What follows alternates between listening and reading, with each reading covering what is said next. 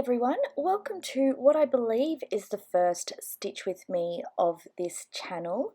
My name is Tess, and as you can see we will be stitching Dogwood Mini by Cindy Christensen, charted by Heaven and Earth Designs. I've picked this whip for a couple of reasons. One, it's on 18 count, so I thought I would be able to see it a little better, and two, it has limited colour palette, so floss changes would be less. Anyway, let's get into it. As you can see, I have already started stitching. This is mostly because I had a few stop and starts with my exact setup. Unfortunately, it does seem to be going in and out of focus. I hope that's not too distracting. I'll work on that for next time. I have attempted a waist knot for the first time, and I am changing this whip to use Hannah Dowling's method. So I've got a couple of questions here that I asked, and I'm assuming they're not going to last the whole stitch with me.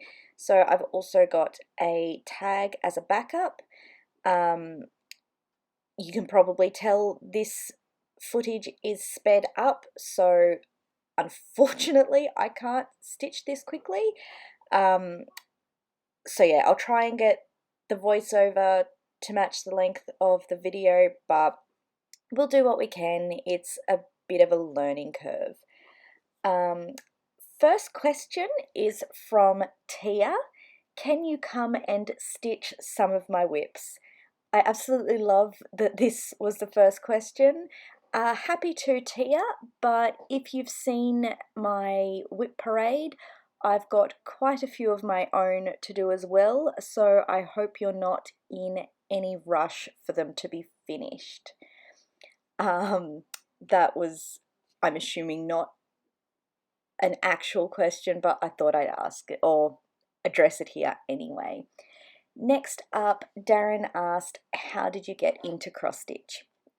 So I don't actually think I've addressed this on this channel. I did used to have a floss tube under my, I guess you'd say, birth name, where I addressed it, but obviously I'm not going to promote that channel because it is quite old and I don't go by that name anymore. It was, well, probably 15 years ago now. I'd had my son and he was I was a stay-at-home mum. I was with him during the day. I worked retail of a night. Sorry, I think this is the section where, yep, I don't know how to do waist knots and had to start again. Anyway, and he was pretty self-sufficient. He didn't require a lot of attention. So I was just asking friends, you know, what I could sort of do, because I didn't want to do something that would completely take me away, you know, my attention away, but something that could keep me busy. A friend suggested cross stitch, so I picked it up. I got absolutely everything, and I mean, I bought the entire DMC collection. I had a couple of whips that I was started. I self-charted one of them. I was most of the way through that when Samuel discovered my stash / my actual supplies, and he decided to play. So he ate the symbol key, so I had no idea what color went to what thing, and I couldn't match because obviously it was self-charted. And he also got to my entire DMC collection, and if you've been with me a while, I believe I've made it known that I pre-cut my threads. I don't anymore, but at the time obviously I did. And so our spare room had a layer of DMC confetti on the ground, and there was no way I could match what was what. So I decided or realized that maybe it wasn't the right time to stitch. So I put it away. Then when I had my daughter, I had a similar idea. I sort of dabbled. I bought a couple of things again, started a whip, and she required a lot more of my attention. And I just, after a couple of mishaps, I realized that it still wasn't the right time. And that was, what, she's 12, so probably, 11, 12 years ago. And then in 2018, I realized that I would have a lot of spare time at the dance studio. She'd already started increasing her workload. I tried reading, but the other dance mums sort of wanted to hold a conversation. So I randomly one day remembered cross stitch, and I kit up. I got quite a few things, and it's stuck since then. So I've been stitching, I believe my first whip was started the 13th of January in 2018, give or take a couple of days. And since then, I've had a lot of whips, a lot of different storage solutions, but I think this time it's stuck. I don't get quite as much time at the studio as I did in 2018 because I do have a new job which requires me to work, I guess, standard hours. But I've definitely, it's stuck. It's my calming, it's my go-to, and the kids are old enough that they know not to touch my stuff anymore. Hope that was enough of an answer. I'm not sure exactly what I said for the last 5 minutes. Of course, if you've got any follow-up questions, leave them below and I'll either answer them in comments or I'll address them in my next Stitch With Me.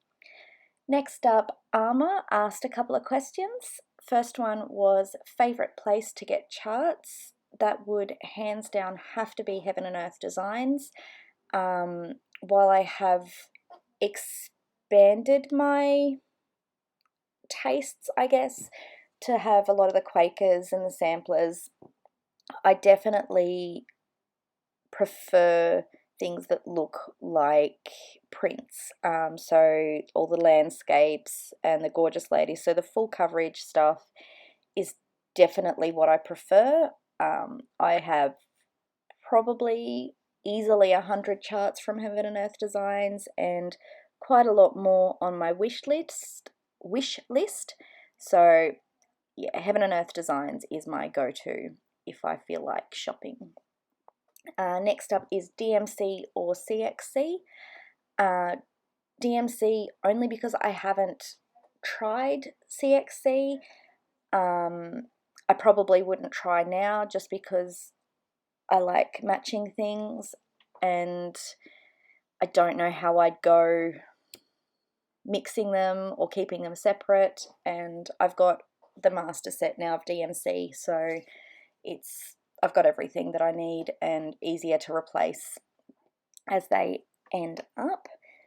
And last from Armour, how do you organise your spreadsheets? I love spreadsheets and a lot of them are still works in progress. The only one I have that has been consistent and hasn't changed at all is my daily stitches.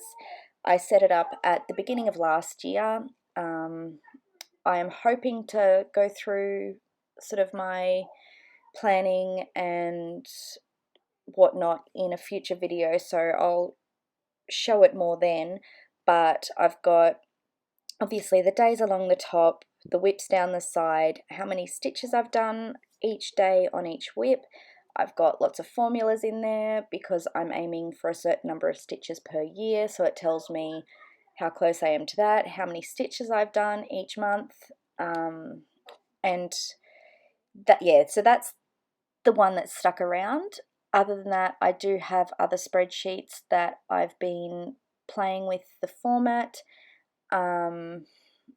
I just looked up and realized that you can probably see where I twigged that I needed to leave 15 spaces, not 5, for my waist threads. It's all learning. I've never used them before, but sorry, that distracted me. Yeah, so my other spreadsheets, they're a work in progress. I'm trying to figure out what sort of information I want to keep on them. I think I've almost got it, but yeah, just doing a last couple of sanity checks, and hopefully it will be ready to share in the near future. Then I've got a question from Beth. Do you hold your Q-snaps in hand or use a floor stand such as a Lowry? I actually do both. I am obsessed, in love with the Lowry, to the point where I've got 2 floor stands and a desk clamp, but I also stitch in certain places that I can't set those up. Most of my stitching is done out of the house just because we're a pretty busy family, mostly thanks to my daughter and her dance. So on my lunch break at work, I'm making an effort this year to actually take a lunch break that's just in hand because I'm not going to take my Lowry to work. I stitch in the car, so obviously that's in hand. When I go to the studio, I do try and take my desk clamp, just because obviously it's faster to be able to stitch two-handed, and when I'm at home, I will use my Lowry floor stand. So I do both, but I definitely prefer having it in a stand just because I can stitch faster. So that's it for the questions asked of me. I'll move into the tag. I found it, it was linked on one of Arma's videos, her Stitch With Me's. It's Confessions of a Cross Stitcher tag by Trisha, Vintage Chic Stitcher. I'll go through, hopefully not bore you, and we'll see how far into the Stitch With Me they get. Sorry, just grabbing a quick drink. Number 1, just cross stitch or specialty stitches too? I'm not saying no to specialty stitches, but I haven't been brave enough to try them yet. I was intending on getting my first chatelaine for my birthday, to have that as my birthday start, but after pricing the kit, I'm not sure that will happen. It's a little much for me not to know that I'll be giving a lot of attention to it, because specialty stitches do scare me. So with 64 other whips, I would probably not give it the love. I'm not saying I won't get it in the future, but I just don't think that's in my plans for this year anymore. Number 2, whole stitches only or half and quarter stitches too? I'm happy to do half and quarter stitches. I did only try them recently in one of Lindy Stitch's patterns, the Penelope Posies pincushion. Had no issue with it.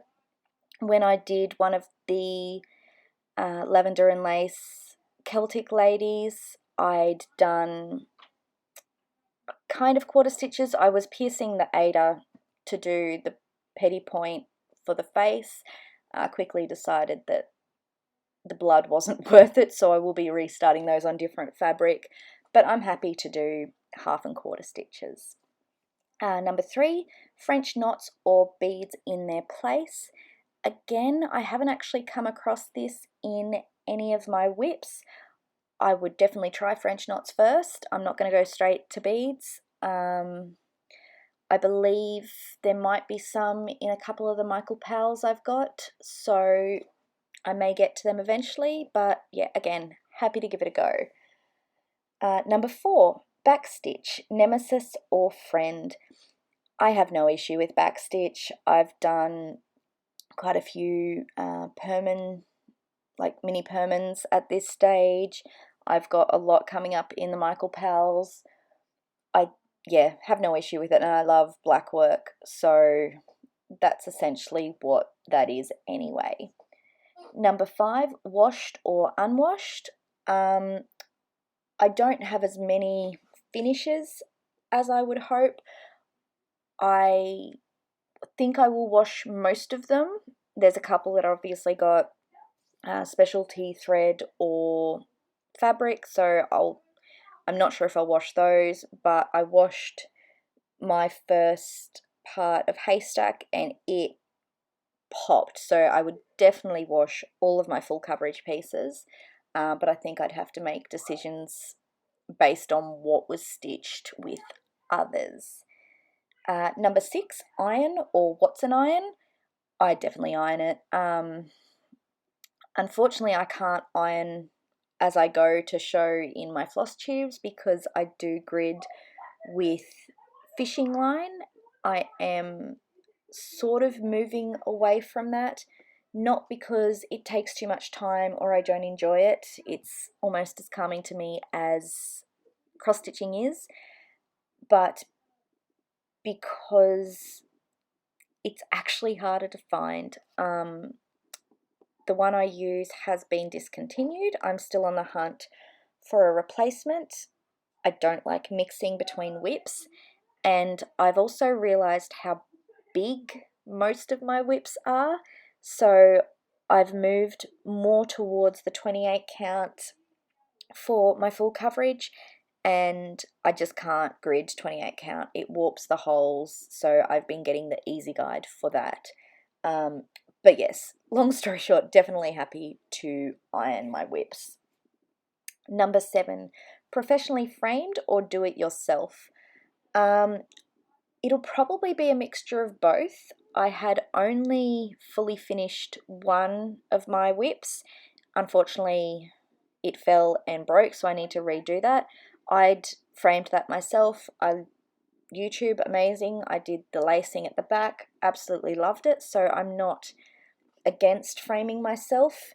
Something like haystack, when I get that finished, I will probably pay to be professionally framed, purely because I'm wanting it in a canvas style finish, so there's not actually a frame around it, and I don't know how to make custom size canvases. Maybe I'll learn if I can't find a framer that I want to trust my piece with, but yeah, most part I'll probably be framed myself just so I can put that money towards other whips and, stash. Okay. Number 8, framed fully finished objects or other finishes. If other finishes, please share what you have done. Again, kind of covered that in number 7. I don't have a huge amount. The ones I have finished, I did share as part of my whip parade in March last year and again in January this year. So if you're interested, go check those out. Spoiler alert, there aren't that many. But yeah, I haven't actually fully finished anything as yet, other than one mini swap that I made into a Biscornu. Number 9, stickler for the pattern or creative muse. It depends on the chart. I'm not against changing a colour if it's, a Quaker or something small. I've done a number of colour conversions on a lot of my whips. If they're not to my colour style, obviously I want to enjoy what I'm stitching. As to the actual content, I'm pretty close to the pattern. I don't remember anything I've changed other than colour. So I guess a bit of both. Number 10, organised stitcher or ruler of chaos. Bit of both, I guess. I'd like to think I'm an organised stitcher, but I have all these grand plans and never enough time to actually go through with them, so I'm in the process of getting organised, but it looks like pure chaos. So aiming for organised. Number 11, planned or spontaneous. Again, this is a bit of both. I definitely have certain plans I want to do. I like having a New Year's new start and a birthday start.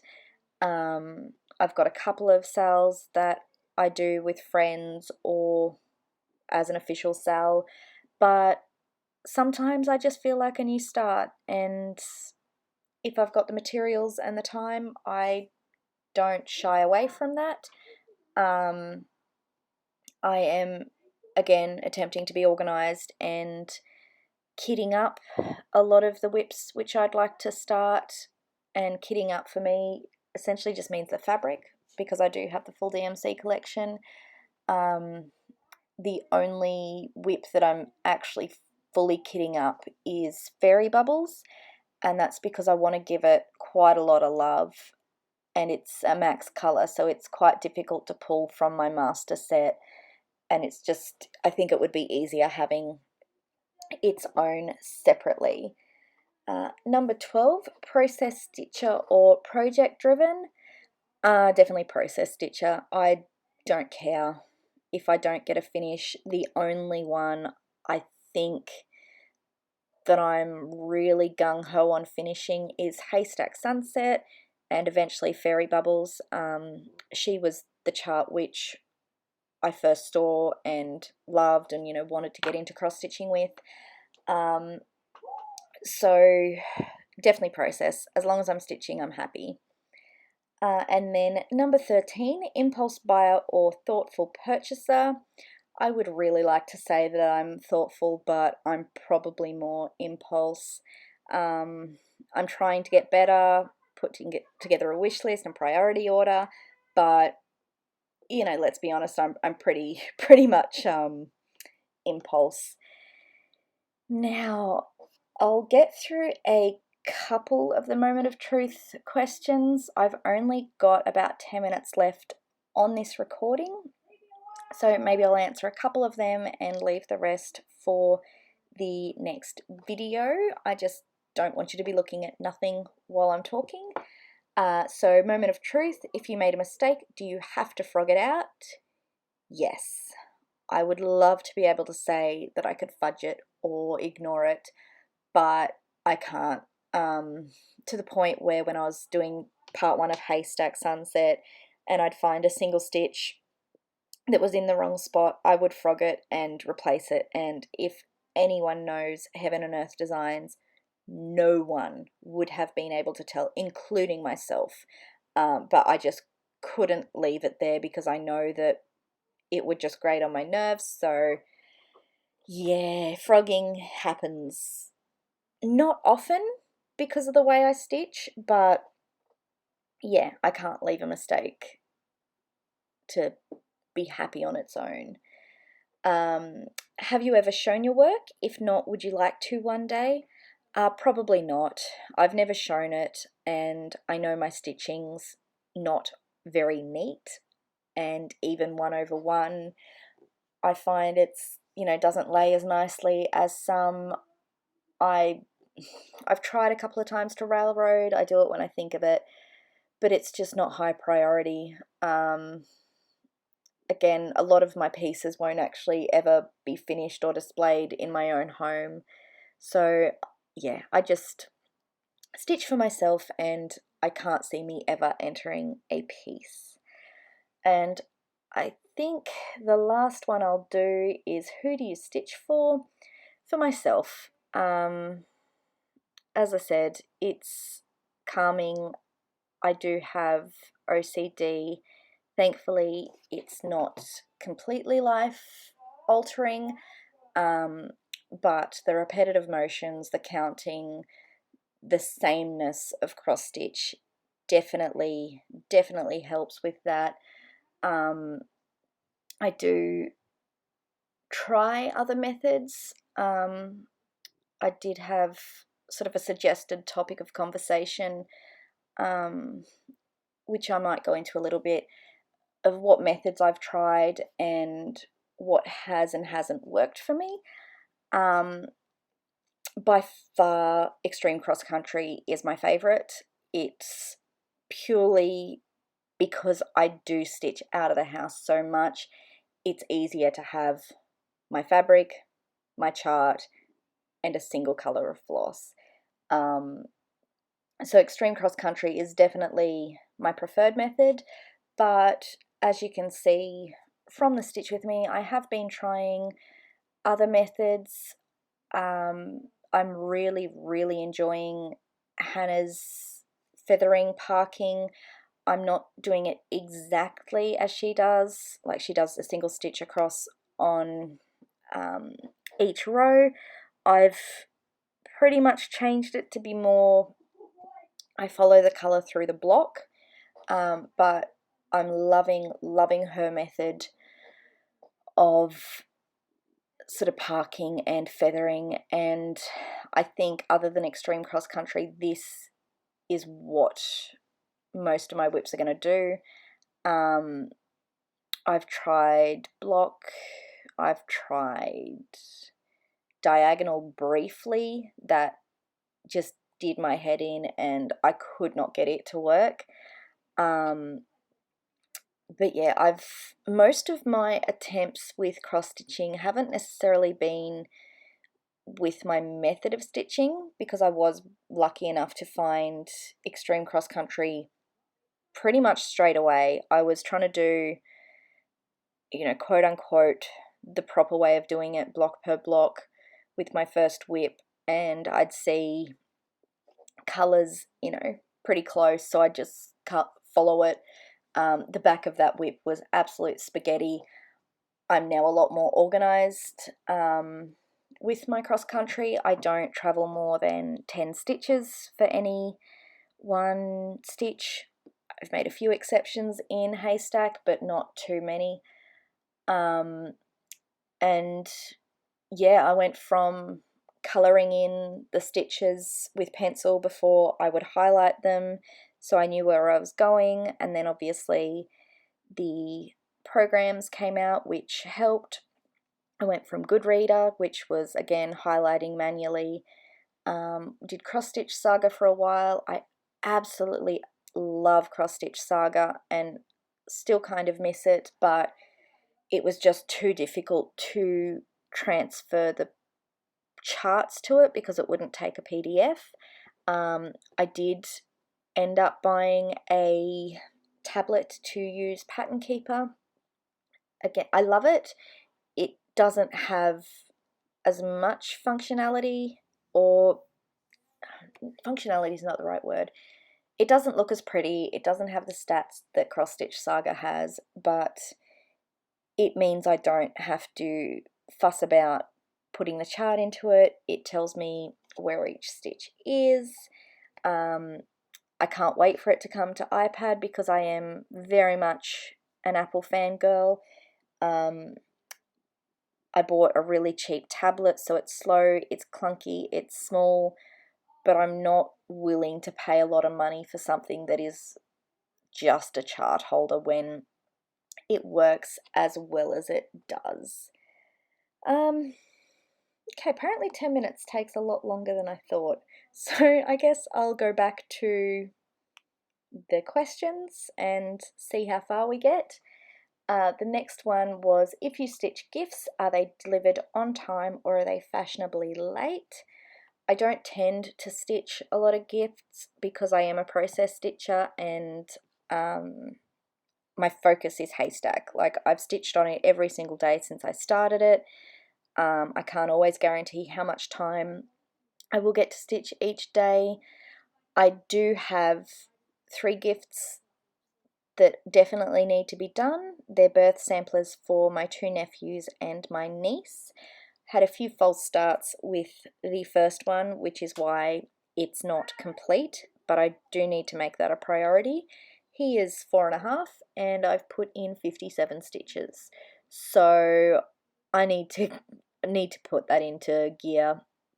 But I'm also wanting to enjoy what I stitch, especially, had a few mental health things with 2020, as I'm sure a lot of people did, and I don't want cross stitch to become a chore when it's supposed to be my escape.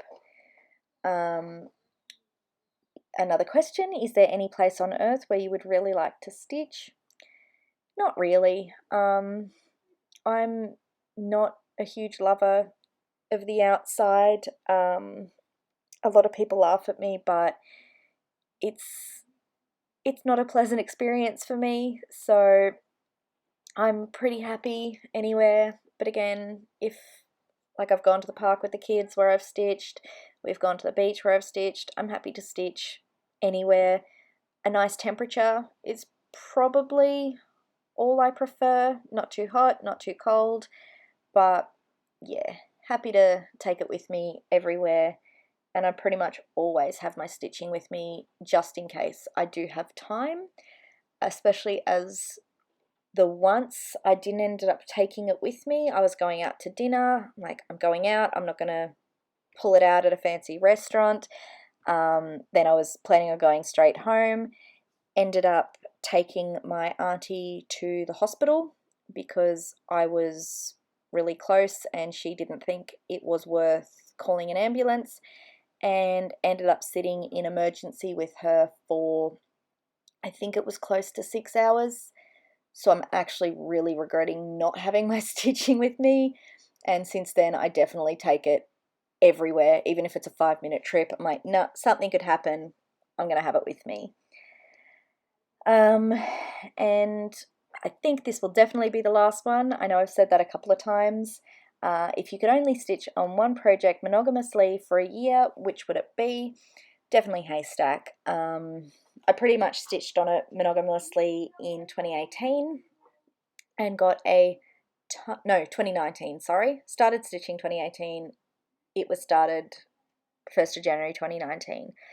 It was my focus. I dabbled a little bit, but for the most part, that got all of my stitches. And you could tell with the progress, you know, I finished part 1 in 240 days. Last year was more of a mixed bag. I stitched anything and everything, made a lot of new starts, but yeah, if I had to pick one, it would be haystack because I want to see it done. I would almost say fairy bubbles, but I need to be in a mood to work on that because it is max color. It's quite frustrating. I can't really do one color at a time because it's also supersized. So I love it to bits, would need to see it on my wall, but I also super need to be in the mood to work on that. So I think that's all the questions. I don't know, find something to talk about for the next couple of minutes. I hope you've enjoyed watching the stitch with me. Feel free to, again, as I said, ask any questions in the comments below that you want me to cover in the next one. Any feedback would be amazing. Again, I missed the waist knot there. Yeah, would love any feedback because this is the first stitch with me using this setup. It wasn't too difficult to stitch around the camera. I hope my hand didn't get in the way too much. I don't know how else to stitch though, and I guess most of the time with Stitch With Me, you're not actually watching the stitching, you're stitching along as well. But I managed quite a few stitches in the Stitch With Me. I did record for just over an hour, but I know that I've been having issues uploading the larger videos to to YouTube, so I decided to double time the footage and got it down to about 35. So I did, I believe, 2 blocks. Just didn't update. Just trying to find. It was only yesterday, but can I remember how many stitches I put in? No, I cannot. 268 stitches. So not too bad. Just over 2 blocks, I think. I think because of all the feathering. But yeah, I hope you enjoyed. I'm not sure what else to say. These will be coming out hopefully once a month in the alternate weeks to my general upload. We'll most likely be working on Dogwood every time, again because it's 18 count and limited colours. But with that, I hope you have a lovely day. Bye guys.